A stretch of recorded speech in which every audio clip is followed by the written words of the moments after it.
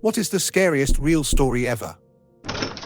I would call it creepy more than scary, but my mum's friend had a small house and lived alone. She noticed weird things, a batch of soup depleting faster than usual, missing eggs, damp towels in the hamper when she hadn't used any, extra dishes in the dishwasher, etc. This went on for months. She thought she was just being forgetful. One day she heard some thumping around in her attic and went to investigate. She found some makeshift living quarters. Small radio, hot plate, sleeping bag, pillow, food wrappers, etc. She called the cops who came to keep an eye on the place. They ended up catching a homeless man climbing a tree, trying to sneak into her attic window. He had been doing this almost daily. He would wait for her to go to work, then go downstairs and help himself to food and amenities. The funny part about this story is they got to know each other throughout the ordeal, and the guy was actually very respectful, just down on his luck. She didn't press charges, instead, let him move in, helped him get a job, and he lived in the attic until he got back on his feet. Creepy shit with a happy ending. A female friend in college disappeared from a party at another university in the city town 25-ish miles north of our school. She had arrived with another friend who I believe had driven. At some point she split off to play cornhole or something and was later inexplicably gone. Phone calls went to voicemail, police were called, but she was simply missing. About 10 days later she was found by a homeless man who witnessed her crawling up to a bus stop in the city, begging for help. She had broken a leg and an arm, and was in very bad shape. At the quite large party, she had her drink secretly drugged and was then led off by a group of men into their vehicle. She was taken to an apartment where she was drugged, repeatedly raped, and locked in a small room in between with a bucket to use as a bathroom. At one point after being injected with heroin and raped, she somehow managed to convince one of her captors to allow her to use the actual bathroom to clean herself up. This bathroom had a small window to the outside, and with the shower running, she managed to squeeze out and fell from the third story into a large hedge bush. From there she crawled from the apartment complex to the road and bus stop, where the homeless man saw her and called police. Many cars stopped upon seeing her, making her captives unable to recapture her. 3 men were later arrested for the crime after surveillance cameras allowed police to locate the apartment which she jumped from. She returned to our university almost 2 years later, graduated, and became a nurse.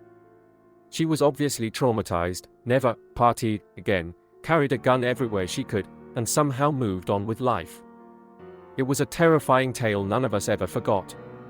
She was an 18-year-old freshman when the incident happened. Before my dad died, he once told me a story from when he was in Vietnam in the 1960s. He told me about a mission where he and one other American with 5 CIDG strikers, South Vietnamese villagers turned fighters, were tasked to emplace seismic ground sensors along a trail network deep in the jungle. He said they were about 2 days into the mission when he and 2 of the strikers split off from the main group to go watch a nearby trail intersection. He said the jungle was pretty quiet that day, just the sounds of birds and bugs and an occasional monkey. He said they had been watching the trail intersection for about 3 or 4 hours and were deciding on whether to move further down the trail or to turn back and link up with the rest of the patrol. Before leaving the cover of the brush, my dad said he checked the trail ahead of them one last time and prepared his men to move. Now here is where the story gets interesting, and he told this part with absolute dead seriousness. He said just as he started to step out onto the trail he sees a light-skinned black Union cavalry soldier in full battle gear laying alongside the trail just shy of the intersection. My dad said the Union soldier had 2 pistols, a Spencer rifle and a short curved club at his hip. As my dad was trying to process what he was seeing, the soldier looked directly at him and smiled. Then the soldier slowly placed a finger up to his lips as if to tell him to be silent and then motioned my dad back off the trail. My dad said he signaled for his men to remain hidden, and he recalled that as he slipped back into the jungle on one side of the trail, the Union soldier did the same on his side of the trail. Less than 10 seconds later he said the lead element of a group of NVA, North Vietnamese Army soldiers, walked right through the trail intersection some 30 feet away. My dad estimated that the group was comprised of some 70 to 80 soldiers equipped with automatic rifles, light machine guns and rocket-propelled grenade launchers. He has no doubt that his entire team would have been wiped out on the spot. He said as soon as the enemy soldiers had passed, he and his team beat feet out of there as fast and as quietly as they could and rejoined with the rest of the patrol. He reported the enemy soldiers his team had encountered, but decided not to say anything about the soldier he had seen. My dad kept this secret for many years, only telling me just before he passed and earlier only telling his grandmother on her deathbed in the 1970s. He said when he told his grandmother, she smiled and without opening her eyes told him, "You saw old Red Tom." Red Tom was my great-great-grandfather. He was a half-black/half Creek free man who was a scout for the Union Army during the Civil War and later served with the U.S. Cavalry in the American West. He was known for carrying 2 pistols, a Spencer rifle and a Creek war club into battle. I worked for U-Haul when I was 18 and it was located in front of a club that was known for being really sketchy. I came in to open one morning and it was common for people to knock on the door hoping to get in early and get their truck. On this day, I hear frantic knocking on the door. I'm there alone still, so it kind of startled me. I look and there's a woman, completely naked, covered in what looks like blood. I called the cops and grabbed one of the moving blankets and went outside to cover her up. She smelled really bad and was a mess. Ended up being blood and her own shit she was covered in. Found out later she was drugged at the club that night/early morning, are worded, and left blacked out in the alley. It was just a fucked up and surreal situation to be involved in. When I was a baby, my dad played on a softball team. Typical social team, out for beers and pizza after with the guys, family event type thing. My parents were good friends with 2 of the other couples, both of them had young kids as well. On this occasion, the other 2 couples had left their kids at one of their houses, with a babysitter they were splitting. They invited my parents back to the house to have some more beers that night, but I was being fussy and my mom nixed the idea, though they would 100% have normally gone back to hang out. Well, it turned out my fussiness on that day saved our lives. When the other parents got back to the house, they walked in on a home invasion. 2 men had broken in, tied up the kids and the babysitter, and her boyfriend, and were waiting for the parents. Took the parents hostage as well, and made the dads drive with them to banks/a grocery store where one dad was manager and clear out accounts/a safe.